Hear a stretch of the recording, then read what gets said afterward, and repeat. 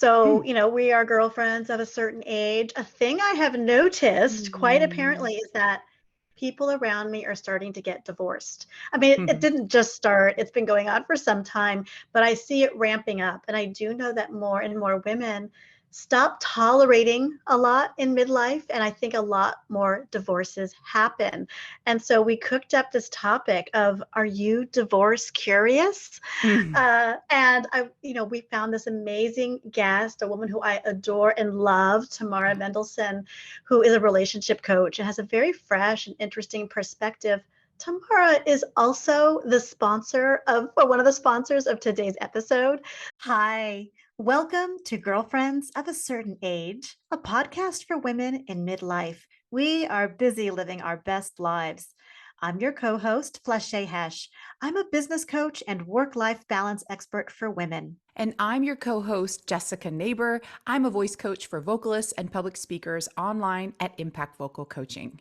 We are girlfriends in real life, and in every episode, we'll discuss a different hot topic about becoming wise women, recovering from being a good girl, and not giving a bleep anymore. If you identify as a girlfriend of any age and you want to join our conversation, join us on Instagram, YouTube, and girlfriendsofacertainage.com. Hey, girlfriend. Hey, girlfriend. Happy Monday. It's such a great way to start our week. I love being here with you. And I don't know, just sets my whole week off on this really nice note of having this all juiced up from my girlfriend time and being part of this community. I'm so psyched to be here today. How are Oh, you? I'm good. I'm feeling really good. Same thing. It gives me something to chew on the rest of the week, what we talk about in here. And I'm really excited. I know you're going to announce our special thing today, but I'm really excited about what is in store for our listeners today. So I'm going to let you give the great reveal, but I'm just letting you know that I'm really happy over here. Yeah, well, first I wanted to give a little bit of background about why we are doing this topic. Mm. So, we are girlfriends of a certain age. A thing I have noticed quite Mm. apparently is that people around me are starting to get divorced. I mean, it Mhm. didn't just start, it's been going on for some time, but I see it ramping up. And I do know that more and more women stop tolerating a lot in midlife. And I think a lot more divorces happen. And so we cooked up this topic of, are you divorce curious? Mm. We found this amazing guest, a woman who I adore and love, Tamara Mendelson, who is a relationship coach and has a very fresh and interesting perspective. Tamara is also one of the sponsors of today's episode. So it's just really fun. I feel like we're growing up, having more guests on the show. And so, Mhm. Tamara, I want to welcome you. Hello. Hey, Tamara, welcome to Girlfriends of a Certain Age. You are definitely one of us. There Hi! she is, Tamara. Happy This is Monday. so wonderful. We are so happy to have you here and play with us. So let me tell the girlfriends who you are and why they should be listening to you and your advice on relationships. So our dear girlfriend here, Tamara Mendelson, is an internationally recognized writer, a sought-after wellness coach, and an educator with many years of experience teaching business English online and in the classroom. Tamara teaches and coaches using humor, compassion, and empathy, which her students and clients say is her superpower. Loving that. Hmm. When asked about why she started coaching, Tamara laughs and says, I've been coaching all my life, being a good friend, an involved parent, and an empathetic teacher. I just didn't call it coaching until 10 years ago. Tamara received a master's degree from Bar Ilan University in creative writing and English literature and has a certificate in positive psychology from UPenn. Tamara runs a Facebook page called This Way Forward, where she does exactly that, helping people move forward. Welcome, girlfriend, Tamara. We're so happy to have you here. Hmm. Thank you so much. I am very pleased to be here. And if one woman can have an easier time deciding what to do with the rest of her life with her major relationship, then that's what I do. Yeah, Yeah. Because yeah. it is a Can you? journey, it is a choice. Go ahead. Yeah. Hmm.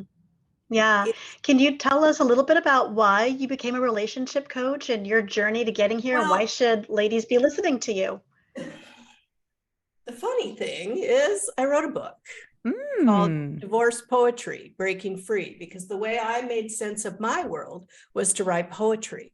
And as any of the writers or even readers out there know, you get the best juicy bits, unfortunately, sometimes when you're going through hell. Mm. And one of my favorite quotes, not by a woman, but I'm sure his wife was lovely, and his mother and his sisters. And Winston Churchill said, if you're going through hell, just keep going. And that's sort of how Mm, I feel. And I broke my divorce journey into 5 parts. Mm. Uh, breakdown, breakup, broken, breakthrough, break free. A Mm. girlfriend of mine helped me decide that, who was getting a divorce at the same time. And I think for a lot of people, and we all know these people, we all have these people in our lives, people sometimes a marriage ends and their only choice is bitter and angry. Mhm. And I believe that happiness is a choice.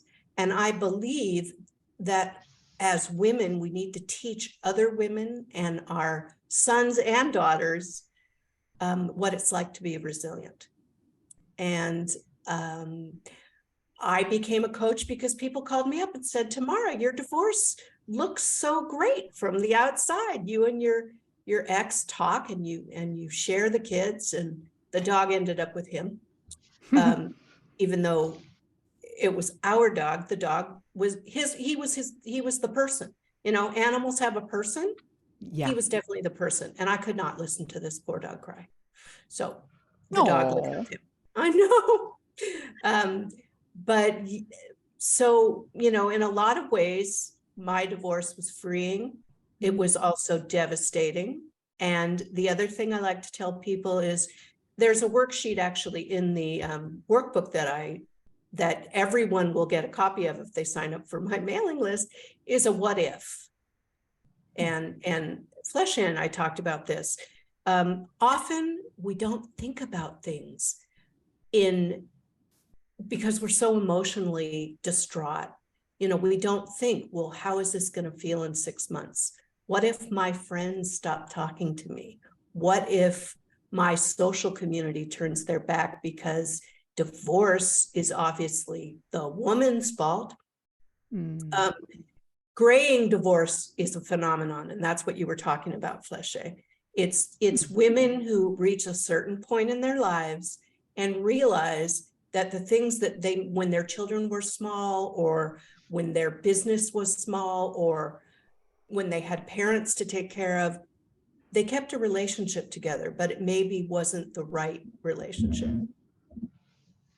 So that's sort of what you were speaking to. And I really feel like I want to debunk the myth that relationships are a failure. In Mm. divorce, relationships end. We don't have the same friendships we maybe had when we were 5, 25, 50. They need to serve us. We need to not only be the givers. And Yes. and I think sometimes, because people used to die when they were, 35, people stayed married forever, but now people are getting to be 40 and 50 and thinking, oh, I will not be able to stay with this person for 50 more years. Mm. I think mine was being buried next to him. I think that was like, oh my heavens, no. So Tamara, how long has it been since you got divorced? Because you're sounding very well, very whole, very healed, very together about this whole thing. Well, I've helped so many people, and so Mm. I really do love my ex-husband. I never stopped loving him. I just didn't like him for a long time. Mhm. But he's a great dad, and he's remarried. So I think it's been 10 years, 12 years maybe. Mhm. I had a question that's so interesting. Graying divorce. Is that what you called it? Graying. Yeah. Yeah, I can literally attest to the graying part. Right. But it's Um, what it's called as a phenomenon. Yes. yes, yes. I think what's so interesting about that is how it might connect with our theme here of recovering good girls, and how there really is this opportunity in midlife. And we just feel it with so many of our friends that there's this, this revolution going on inside of ourselves where we don't want to tolerate the same thing anymore. We don't want to wear the good girl mask any longer. And I'm curious, in your expertise and experience, how that plays out in, like you're saying, the closest relationship. So what does one do as they're trying to recover from being a good girl and they're looking at their relationship head on? And Well, yeah, I hear you. I think we need to figure out what we want. And that's the first question that I ask in this workbook. It's what I ask everybody who comes to be coached by me, mm-hmm. or possibly, because you have to be ready for the hard work, and you have to understand, if you can't remember what you want, which was where I was, Mm-hmm. I had some really traumatic events happen to me during my 40s. I had a brain tumor that was removed. I had PTSD. My mother got very ill and died subsequently, and I flew back and forth taking care of her on the West Coast. And, Wow. I'd do all the carpooling for 3 weeks, and then I'd go for 2. It was, she fought the fight. Can I just say she fought the fight? Mm-hmm. And I think all those things together made me less patient and less. I thought about it. My kids were teenagers, and I thought, I'm going to hang in here till I'm 18. Mm-hmm. Till they're 18, obviously, till they're 18. Mm-hmm. And I had a lovely counselor at the time, and she said to me, I will be with you if you decide to go. I will be with you if you decide to stay. And that's something that our friends do for us. Yes. Oh, wow. Yeah. And so did it play out that way? Did you wait until your children were No, 18? no, Oh, interesting. no. There was a big blow up that had more to do with ego than anything. And we did go to counseling, and my ex, bless him, charmed the wrong woman in the room. Mm. And all it made me want to do is have my head explode, because we didn't see what the truth was in the same way. Okay. So It's very telling, very clarifying moment. And I think that is one of the gifts in getting a third party. It's interesting. I don't always recommend that people go straight to a marriage counselor. I feel like sometimes those aren't always the best options. I love getting to with a relationship coach, somebody really proactive and forward thinking, to sort of get in and do that work. One of the things I see my friends struggling with is they don't know what they don't know before the idea of divorce seems and looks and smells like freedom, and then they're pretty quickly hit in the face with some of the realities, like what it would be like to co-parent with that person, or the skank that now is going to be a part of your life because your ex-partner is like brought some fresh new thing into the relationship that you have no control. So what are some of the things that you think people need to be thinking about if they're divorce curious? What direction would well, you lead girlfriends of a certain age in? I would do the practical stuff, because the emotional stuff needs to simmer a while. I think I would go to a lawyer, depending on the state they're in or the country, only to have a first consultation. What would it look like? Because there are some states like California where it's no fault divorce, and it's a little bit more cut and dried, and you wait 12 months. And the problem is, usually the more legal of the partnership, the one who's more comfortable with contracts, let's say, Mm-hmm. might get you to sign something that you are in no emotional state to sign. Yeah. And I think a mediator, funnily enough, only wants an agreement. And even in the calmest, friendliest divorces, you need a legal person on your side. Mm-hmm. Right. I believe. Mm-hmm. I've seen some really bad agreements. I've seen some people get pretty much destroyed by the process. And divorce is not like pulling off a Band-Aid. It's like breaking your hip. Mm-hmm. It's a process. Yeah. And I think that, yeah, legal advice, I would get my head around a financial situation. Who makes what? Mm-hmm. What are your assets? And I know this sounds very cold and calculating, but if you have any emotions at all, this is going to tear at them in a way that will make it difficult for you to make good decisions. You also have to think about the ramifications of having your children half-time, which for me, as a 24/7 mom, from the moment they came in the world, it was tough at first. Yeah. And I know that a lot of people have to, the way you juggle, you have to be able to communicate with this person that's no longer in your life, but they are. I only know one example of a relationship where someone walked away and they never talked to their ex again. But they didn't have children and they didn't have property. And so it's a different thing. You know, it's sort of like getting relationship coaching from someone who doesn't have or has never had children. Mm-hmm. The equation is just dumped on its head. And I'm not saying that everyone should have children. I absolutely 100% support women or men who decide not to be parents.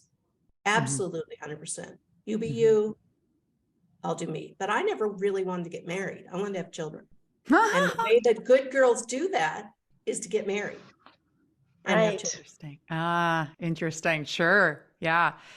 I share with my friends who are going through divorce because a lot of them who have kids feel so guilty. And it feels like mothers really carry the burden of the children guilt more than men who divorce.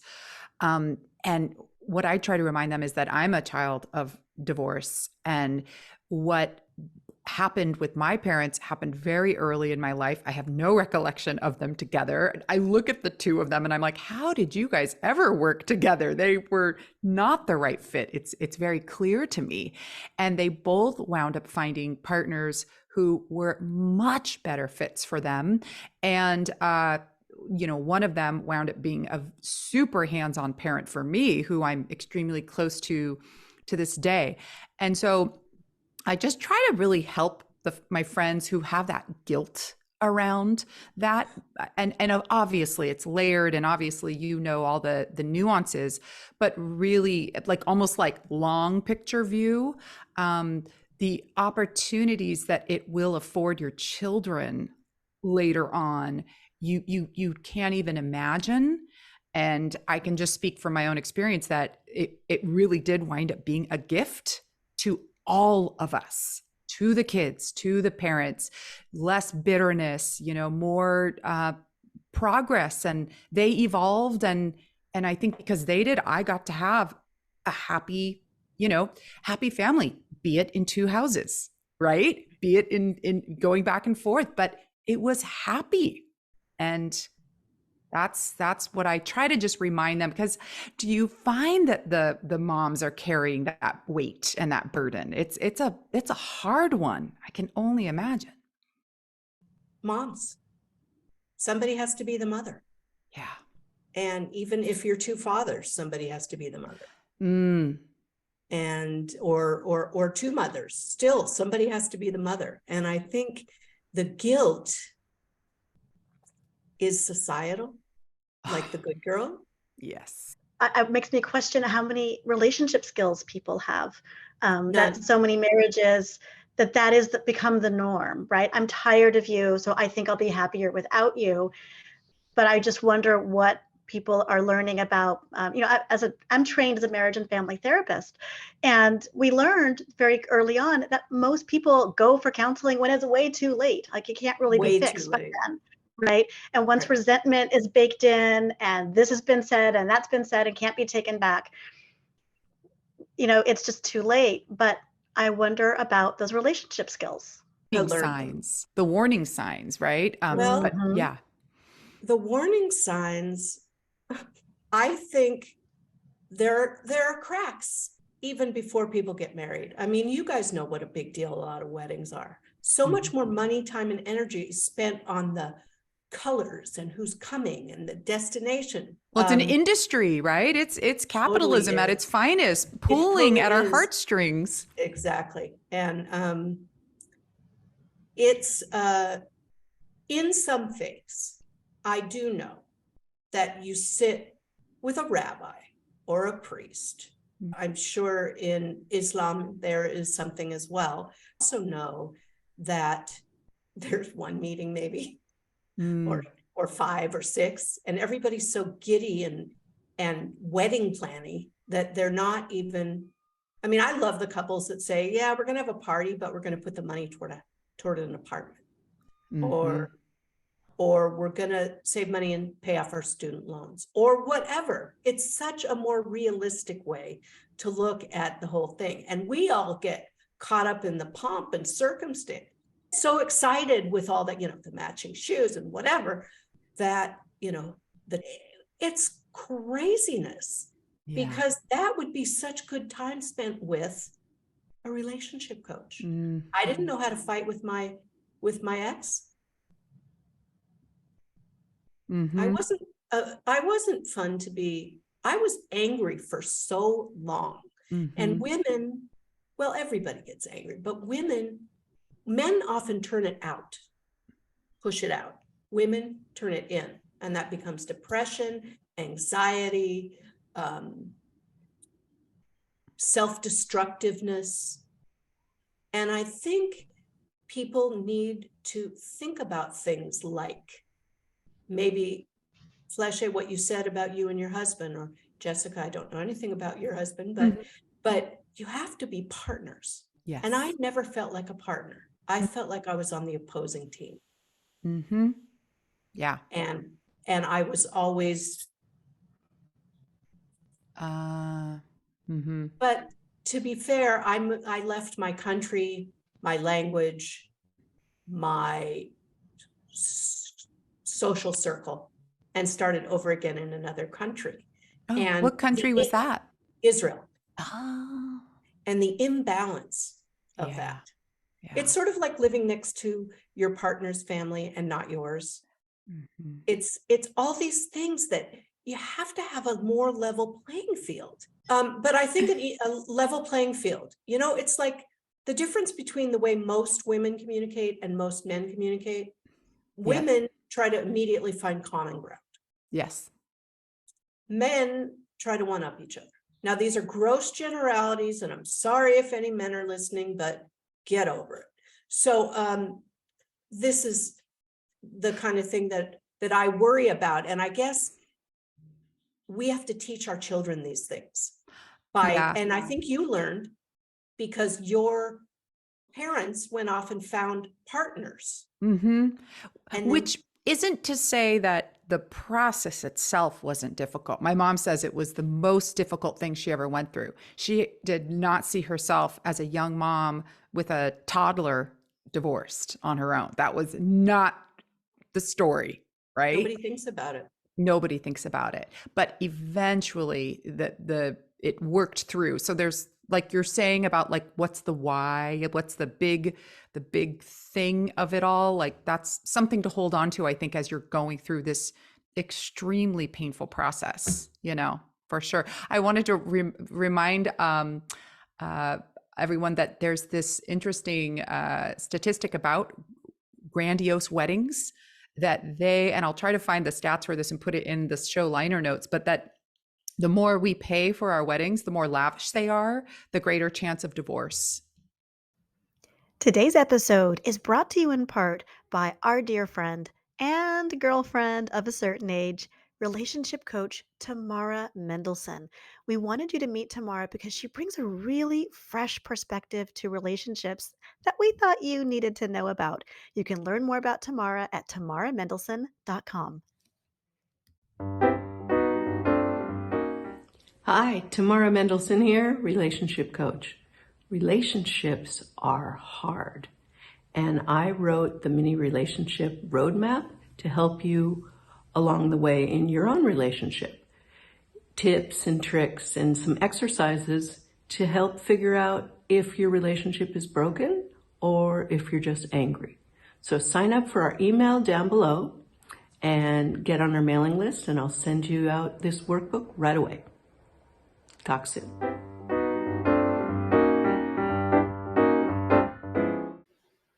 Today's episode is brought to you by Impact Vocal Coaching. Do you need to improve your public speaking skills? You can increase your confidence and skill with my new training course. It's called Impact, the Essential Public Speaking Course for your online and in-person presentations with me, voice coach Jessica Neighbor. You will improve your speaking effectiveness for your meetings, for your podcasts, and for your social gatherings with girlfriends of a certain age. I'm an international voice coach and author, and I've been teaching professionally for 20 years. You'll learn valuable speech skills in my streamlined 6-step process. And listeners of Girlfriends of a Certain Age get 2 bonuses when you join soon. You can join the Impact Vocal Coaching course at impactvocalcoaching.com. Hope to see you inside. Stay calm and speak on. So, something to think about. Yeah. Well, I had divorced grandparents. Like my grandmother married 5 times, and I think she killed almost every one of them. She was carcinogenic in a way that, God rest her soul.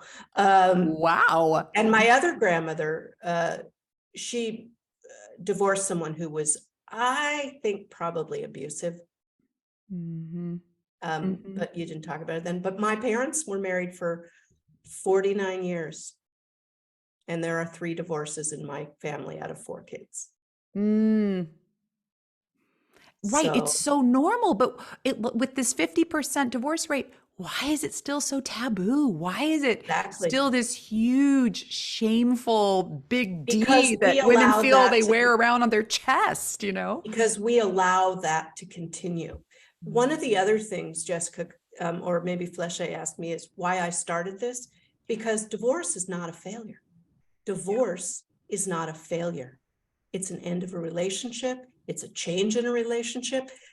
Telling your children that it's a failure. I mean, my children, bless their hearts, in the back of my book, when I wrote like a little bio, it says, and my children have promised me that I did not ruin their lives. And they, as teenagers, don't remember us together. Interesting. Yeah. Very so interesting. I think, we as good girls, you have to stay in that marriage, even if it's killing you. And I think at one point, I did choose my own life. Me. Shattered pieces of a mirror all over the floor. That was an image I had in my poetry. And that I put it back together very differently. But I have a tough question. I have a couple of friends right now going through a really ugly divorce with a really challenging partner. In both cases, they're at least narcissists, and there might even be some other issues going on. I see the toll it takes on them. And I wonder what you do when it is a contentious separation and when one partner is unwilling or unable to play nice. Most of them are contentious. And, one of the big truths of the universe, we cannot control anything but how we respond. Mm. And I tell people, your children are not your therapists. Your children are not cannon fodder. Can you tell I have a degree in English literature? Cannon fodder across the field. And it's very hard not to ever say anything negative about your partner. But if you do, your children will have no choice but to defend that other person because they see you as the strong party. Make sure all your legal ducks are in a row. I know someone who only texts Mm-hmm. and does not respond if it's a rambling whatever. Mm-hmm. Tells her kids she loves them 700 times a day. And I think most kids intuitively figure out that if their mommy's happy or their mommy daddy's happy or their daddy's happy, there'll be less stress in the house. They feel it. I mean, adults that think children cannot tell that there's tension in a house are delusional. That's right. I mean, when I told my son, I mean, we tried to tell him together, but when we were doing that, he said, "Oh, thank God, it's about time." Wow. My daughter, of course, had no idea and ran away from home. I sent her brother after her. She was a little focused, but she is the strongest, most resilient woman I know. So. And so I'm so grateful to you for sharing so openly about your own story. And I know you're helping so many girlfriends of a certain age to get clear about that too. I know you made something just for our community. Do you want to tell us about how that can help the divorce curious among us? Absolutely. I won't read it, but it's called Your Relationship Roadmap. Is it broken or are you just angry? And it's questions, like I said before. It talks about boundaries. It talks about what you want. It talks about what ifs, which are so important when you, I mean, some people are like, oh, if it doesn't work out, I'll just get divorced. Well, that changes so much as we get older, as our children come into the world. And I guess as a coach, I mean, most people probably don't know the difference between a counselor and a coach. I use my experience to inform my coaching. And I try to get people to be okay with who they are. They're enough just the way they are. I actually have clients write that down on a Post-it and stick it on the bottom of their computer. I am enough. Because sometimes you need to see that every day for 1,000 days before you figure it out. For our listeners, they get this 16-page, maybe 14-page workbook with the what if worksheet. All they have to do is follow the link that you'll put down below, and it'll go right, it's even shortened. It'll go right to the website. They do their email, and then they can download it immediately. And it's really a jumping off point for anybody who is, I mean, I don't know very many happily married people. And what it looks like from the outside is never what happens on the inside, as we all know this. And our world is under so much stress right now, and there's so many pressures on us that sometimes, the bow breaks, but it doesn't always have to. And that's what this workbook is. It's really a walk through. What do you want? What do you see? Mm-hmm. How does it feel? And then if they want to set up a call with me after that, or even just send me an email and tell me how it goes. It's such a wonderful resource to know, because I think that so many people who are thinking about it and like being curious about it feel like they probably have to, like Flachet was saying, either go straight to a counselor or to a lawyer. And that it's really interesting to know that there's a multitude of options. And I love the idea of just having this workbook to sit with yourself to get clear about it. Because there's also, I think, sometimes the feeling of, oh no, this is doomed. I know, because I come from a divorce background, it was like one of my greatest fears with my husband.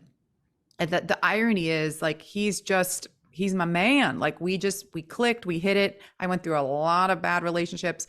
But like my own sort of trauma around that gets triggered sometimes. Oh no, this is what's going to happen, you know?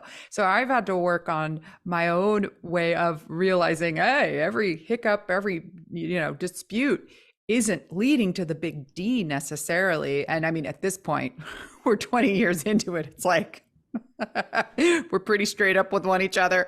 And, you know, but also knowing that things can change. So I guess I'm also just thinking about this from the point of view of someone who's curious, but might not actually, like you said, they just might be really pissed off. They might just be really angry about something. Absolutely. And that's the difference in a way. If you think of a marriage as a Venn diagram, you've got you and he or she, and that middle ground should be the coming together, but it's often the point of contention. And so you have to back yourself up far enough that you can actually talk to each other like adults. And sometimes a third party is helpful. And also, we got to quit keeping score. And one thing that I've been in a partnership for a decade now, and one of the things that he came out of his divorce was contentious. And one of the things that we talked about is we can't keep score. Nobody wins when you keep score. No. And I kept score for a long time. I got great advice from Dan Savage. I don't know if you all are aware of him, but he's a relationship and sex columnist who now has a podcast. But he had the funniest. I love him. He had the funniest answer for someone in a relationship who was saying that her partner never folded clothes and that she always did it and that she was really getting bitter about it. And it was this like mounting resentment building. And he had such a great spin on it because the same dynamic happens in my house. But what he said is, well, what does your partner do that you don't do? And I'm like, oh, right. So it's one thing if it's like, I'm doing all this crap and they're not, but it's like, oh yeah, he takes the garbage out and, you know, he fixes our cars. And it's like, the evenness was something that I remember him saying, let go of that. It's not like you fold one day and I fold another. It's like, what are your things that you resist the least? And then how do you complement each other with that? Because the keeping score, I remember I was like folding the laundry. I was all mad. I thought, yeah, this is not his thing. And then when he folds it, it's awful anyways. Well, it might be that he just doesn't want to, but my partner does the dishes. I don't know why he's afraid of the dishwasher, but he does the dishes and I do the laundry. Voila. Mostly because I don't trust him. Well, Tamara, was there anything else you wanted to point out or highlight before we play our fun Girlfriends of a Certain Age game with you? Oh my goodness. Here to help, here to listen. I'm so excited about this community. Any way to get a hold of me, go for it. Anybody has just a question, I'll return, the email as fast as I can. Hopefully the website will not crash and burn. No, I'm just happy to be here, girlfriends. Awesome. Well, we really, really appreciate you taking on a pretty sticky topic. And I feel like you have a really wonderful outlook and can really help clarify things for people. So are you ready to play a game? Okay. We want to ask you a fun question. What is something that you are not giving a shit about today in your current life that your younger self used to worry about? That good girl part of you, perhaps, that you're now recovering from used to worry about. I was a people pleaser. And I realized who my real friends were after my divorce. And I actually had someone say to me, hand to God, well, you're going to be bitter and alone. your children's lives are going to be ruined. He's going to find someone right away. And you expect too much from marriage. Yeah. Well, I mourned that relationship for a long time, but then I realized that it was only one direction. Yeah. Bye-bye. So I guess I can have less friends, but better friends. And someone doesn't want to have coffee with me, or I make an effort and they don't reach back. It's not about me. We're enough. We are enough. We are enough. We are enough.